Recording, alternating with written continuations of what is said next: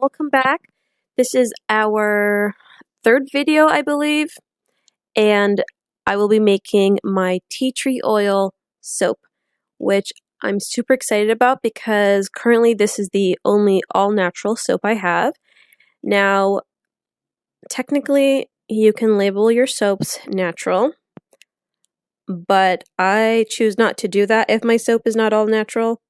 Now, this soap is all natural because I'm only using clays, activated charcoal, and essential oil, where with my other soaps I do use micas for coloring and fragrance oils. So that's just my personal preference. I like to keep it kind of clear in that sense, whether I consider a soap natural or not. But in the end, I mean, it's all using amazing ingredients. It's just the fact that the soap that I'm making right now, I'm only using clays, activated charcoal, and essential oil. So what I'm doing right now is mixing in my lye with my soap oils. And as usual, my oils are olive oil, coconut oil, castor oil, and sweet almond oil.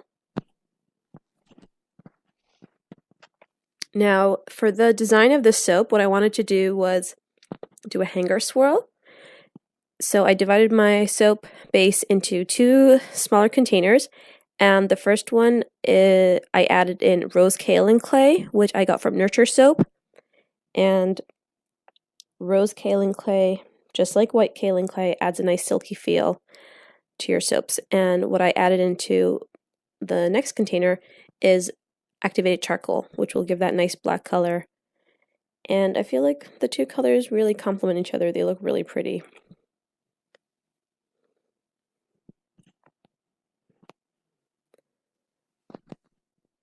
According to nurturesoap.com, if you mix in your clays with oil and then you add it into your soap, it'll create a more prominent color. I didn't end up doing that, but I'll probably do that next time. So I'm just stick blending it. And it's time to add the essential oil.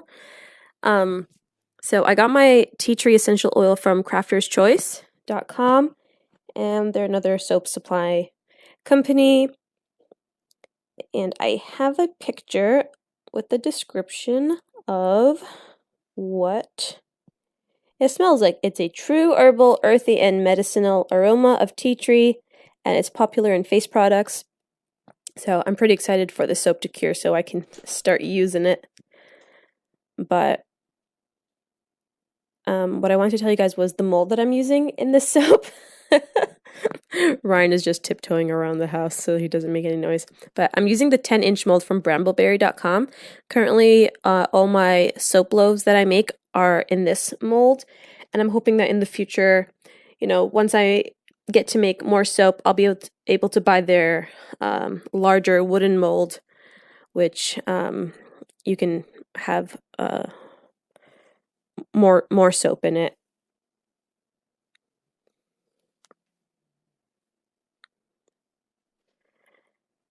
So the more I mix, the more the batter thickens up, but I really want to get that essential oil blended in there. That way it doesn't separate. So what I'm going to do is basically kind of go in one by one, black, pink, and then after that I'll bring in the hanger swirl tool. And I got that from brambleberry.com as well. And it's really cool because you can kind of bend it to whatever size you want. So if you have a larger mold, you can extend it. If you have a smaller mold, you can just bend the sides. It's pretty flexible. So I really enjoyed using it. As you can see, the soap base with the activated charcoal has thickened up a little bit more than the one with rose kaolin clay. Tappy tap, tap that down. Don't know why my voice got so high there. And I'm leaving a little bit in the container because what I want to do is after I swirl it, I want to just put it on the top to do like a design. So I'm just leaving a little bit in each of the containers. And there's our swirl. swirly, swirly, swirl, just going in like a few times on both sides, and then once I cut the soap, you'll be able to see the design that comes out. And it's going to be different every time, but I just think it's a really cool concept.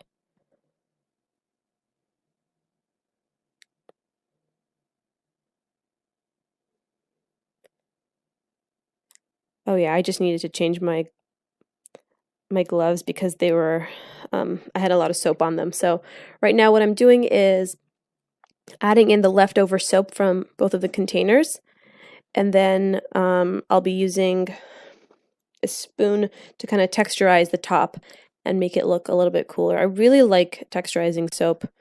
I just think it gives it a really cool, like, funky look rather than having it kind of like, you know, flat. So that's just my personal opinion. Scrape all of the soap and put it on the mold, 'cause you don't want to waste one drop, no. Okay, I need to stop singing.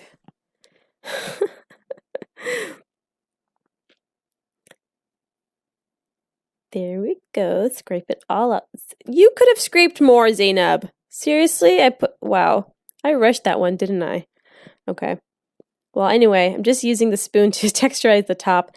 I was lucky enough that it was, you know, kind of at a consistency that it allowed me to texturize it. If it was a bit more liquidy, then I would have waited a little bit longer, so that's completely fine. And then, I'm going back in more. Okay. You know, sometimes they say, like, less is more. I feel like with soap, sometimes you just gotta stop and stop playing around. Oh, okay, I went back in again. See, it's just that my inner perfectionist just won't rest. This is like a little voice in my head that says, keep going, it'll look better. Anyway, right now I'm sprinkling some pink salt on top. I got these from brambleberry.com, and I just mixed up the small size and the medium size, just sprinkling on top. I thought it really went well with the colors, and it gave it a nice texture. Sprinkle, sprinkle all over. Okay, when are we gonna be done? Oh, we're done. Okay. How cool does this soap look? Like, I love the look of wet soap. I say this every time, but I just feel like eating it. Super unsafe, but it just looks so good. It looks like ice cream and gelato. Anyway, here we are, unmolding the soap. Just kind of pulling the sides to see what it looks like. Oh, okay, not sticking. Great. Then I'll be able to actually push it out of the mold. I'm using my cutting board from the kitchen, which now is my soap cutting. Well, it's like my soap supply now. The thing is, if you're using something for soap, you can't use it in the kitchen again. Like, that's done. Oh, in the back, if you look carefully, you can see my orange cranberry soap. It's in the back. Sneak peek for next video. Anyway, look how cool the soap turned out. I'm just turning over the cutting board because it had some of the fallout from the salt, and I didn't want it to affect the loaf as I cut it. So you'll see me in this whole cutting portion. I'm going to cut it like I did the Fresh Waves Ocean Soap in the previous video, you know, using the measuring tape and that kind of hand metal cutter thing. That's how I started off. And then you'll see later on I decided to cut it a different way, and then I wasn't happy with that, so I went back to this. Don't worry, everybody. We're going to suffer just a little bit more with these cringy hand-cut soaps, but I think I have like 2 videos now that I've been using my new soap cutter, and you'll see just how much more of a smooth transition or smooth work it is, or whatever. I can't really explain it, but the annoying part about cutting with your hand, there's nothing wrong with the way I'm doing it right now. It's just I want all my bars to be equal sized, you know. And it's the thing is when you're just doing it by hand, you don't always have the luxury of that happening because your hand slides, the table slides, and all that. Okay, sorry for the really weird camera wobbling around. Oh my god, I didn't realize how bad it was. But look how cool those swirls are. Like, that's amazing. I love the design. It just, the black and the pink just look so good together.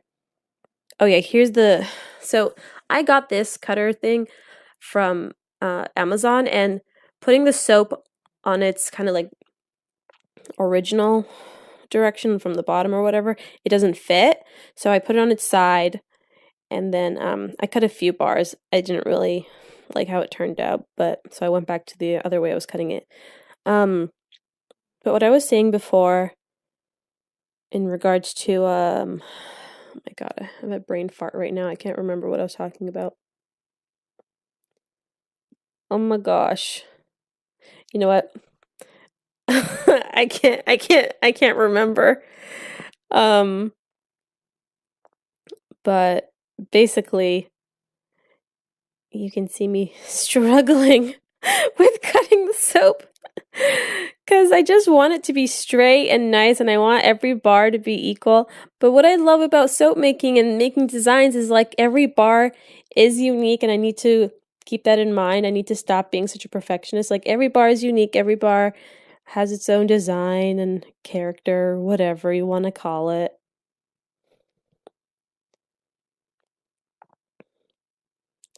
Oh, it's funny. I'm wearing the same sweater that I'm wearing in the video. It's so comfortable, though. It's huge and baggy, and I love it.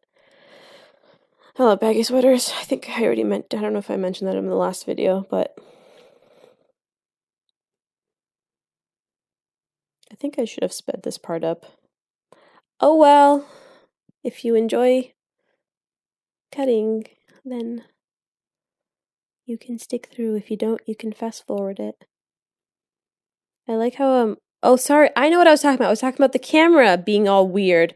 Okay, my camera was being all weird because, first of all, I didn't have a tripod at this time, so my camera is on books.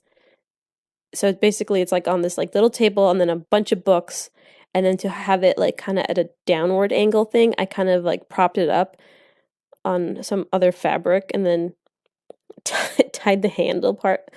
Very sketchy. But then Ryan came in and tried to help with the soap. I guess the camera looking a little bit closer or whatever, and then it ended up just getting wobbly. But it's all good.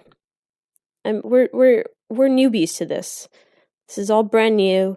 Oh, I like how I'm counting. Make sure you have all your soap, Zainab. Make sure you didn't lose one while cutting. This soap by far is Ryan's favorite. Especially because of the way it smells. He just loves the way tea tree essential oil smells. So this is his favorite. I'll definitely be keeping a bar of this for ourselves.